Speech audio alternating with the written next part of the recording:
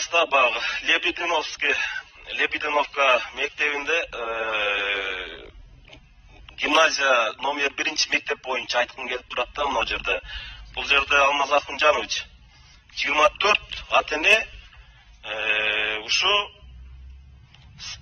Садырбаева Жылдыз деген эжекени кайра мектепке алып келүү боюнча кол коюп сунуштарын берип атат.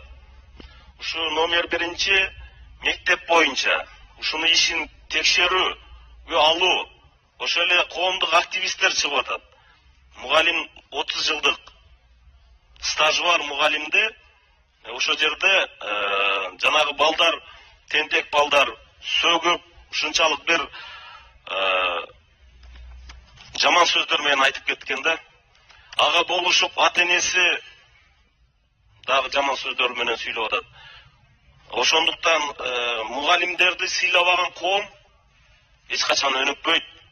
Ошондуктан бүгүнкү күнү биз мугалимдерибизди коргоп ала турган мыйзам жазганга чейин бар мына ушундай акыбалга келип турабыз да. Ошондуктан мугалим деген 25-30 балага бир мугалим ошол жерде сабак берет. Мен айтып кетет элем ата-энелерге дагы.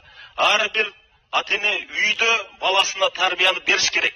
Мына ушу мектепти контролго алып, текшерип, кайра ушу мугалимибизди өз ордуна алып келип коюшуңарды коомчулук талап кылып атат. Мен сиздерге дагы ушуну протоколдук тапшырма берет элем. Рахмат.